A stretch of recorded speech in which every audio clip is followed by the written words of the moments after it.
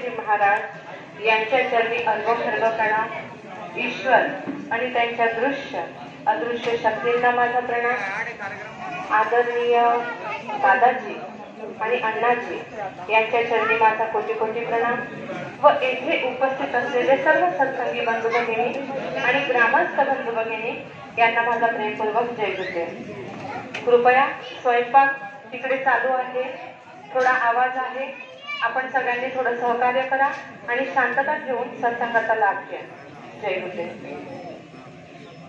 खोजरी पिया को निज भट में, पिया मिले तो हे साध समंग में।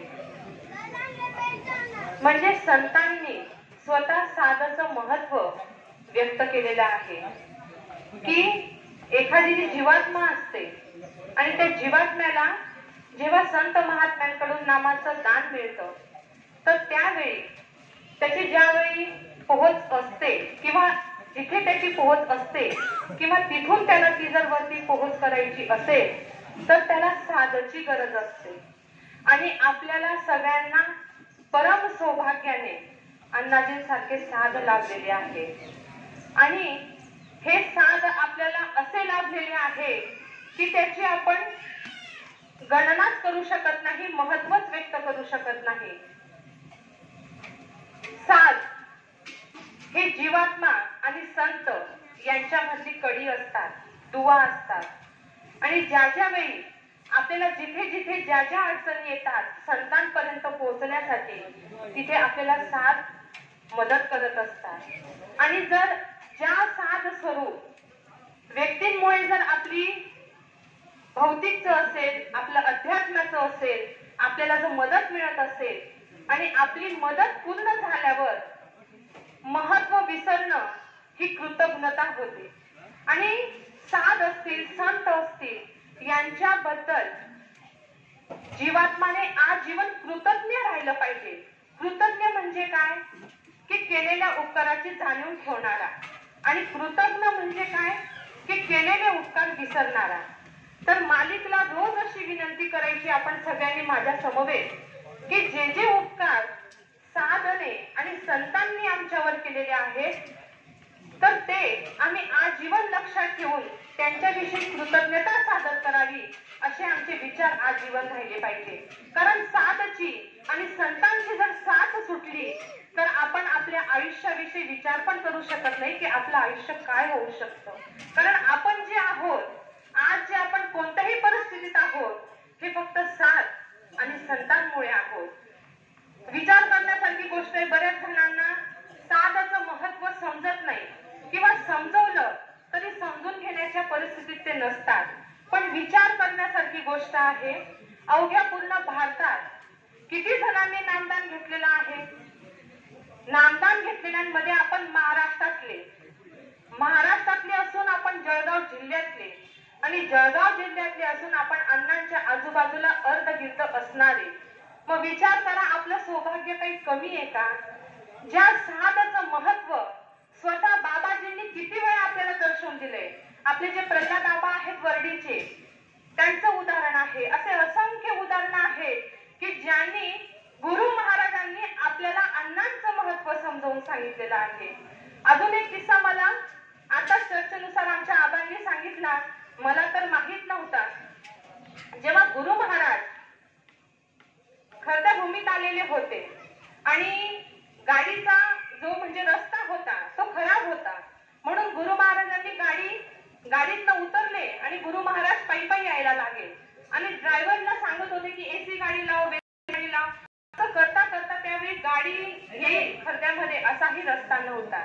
तर अशा प्रकारे गुरु महाराज आले आणि इथे संगत असल्यामुळे तेव्हा आय कार्ड मिळालेले होते आणि ते आय कार्ड सगळे मालिकच्या जवळ सगळ्या ग्रामस्थांनी जमा केले, सत्संगींनी जमा केले आणि ते जमा केल्यानंतर त्या आय कार्ड मधून गुरु महाराजांनी एक आय कार्ड काढलं आणि ते आय कार्ड बरोबर अण्णाजींचं होतं आणि त्या आय कार्डवर स्वतः गुरु महाराजांनी त्यांच्या सुवर्ण हस्ताक्षरांनी सही केली होती। असे असंख्य आपल्याला अनुभव आजपर्यंत ऐकायला भेटले, अनुभवायला भेटले आहे। पण म्हणतात ना, जिथे पिकतं तिथे खपत नसतं आणि ही परिस्थिती अशी होतीये। एक साधं इच्छिते, जर बोलण्यात काही चूक होत असेल तर मला तुमची लहान बहीण, लहान मुलगी समजून माफ करा. कारण ही भूमी अशी आहे खर्द्याची की इथे आल्यावर अण्णाजींच्या बाबतीत काय व्यक्त करावं आणि काय भाऊ द्यावं हा असा प्रश्न पडतो. आणि ही सुवर्ण संधी मला मालिक उपलब्ध करून देतात त्याबद्दल मी मालिकचे आभार व्यक्त करते. की घरामध्ये आई वडील असतात, जोपर्यंत ते असतात तोपर्यंत त्यांची किंमत नसते, पण आई वडील गेल्यानंतर त्यांची आपल्याला किंमत कळते. आणि म्हणून आज आपल्यामध्ये अण्णाजी आहे आणि गुरु महाराज येतात तोपर्यंत अण्णाजी आपल्याकडे जाणार नाही, हे त्रिकालबाधित सत्य आहे. पण अण्णाजी आपल्याला देऊ इच्छित आहेत काहीतरी, त्यासाठी आपल्याला ते पात्र बनवू इच्छित आहेत. तर त्यांची ही जी धडपड आहे ती आपण समजून आपण त्यासाठी पात्र बनलं पाहिजे. विचार करण्यासारखी गोष्ट आहे. असं हे व्यक्तिमत्व आहे की दोन व्यक्ती धरून त्यांना स्टेज पर्यंत सत्संगापर्यंत आणतात आणि सत्संग आटोपल्यावर दोन व्यक्ती धरून त्यांना गाडीपर्यंत नेतात. मग आपण विचार करू शकतो की हे असं व्यक्तिमत्व साधारण व्यक्तीचं असू शकत नाही. कारण मान्य करणारे आणि न मान्य करणारे व्यक्तिमत्वाचं अस्तित्व मान्य करणारे आणि न मान्य करणारे असे भरपूर आहे. परंतु जे मान्य करणारे नाहीये ह्या व्यक्तीचं व्यक्तिमत्व असं आहे की त्यांच्या पराकोटीच्या कर्तृत्वाने हे अस्तित्व सगळ्यांनाच एक दिवशी मान्य करावं लागेल. आणि हीच मी मालिकला प्रार्थना करते की ज्या व्यक्तीकडे जे आहे ते घ्यायला शिका, त्याच्यात उणिवा काढू नका, त्याच्यात कमतरता काढू नका, जे आहे ते घ्यायला शिका.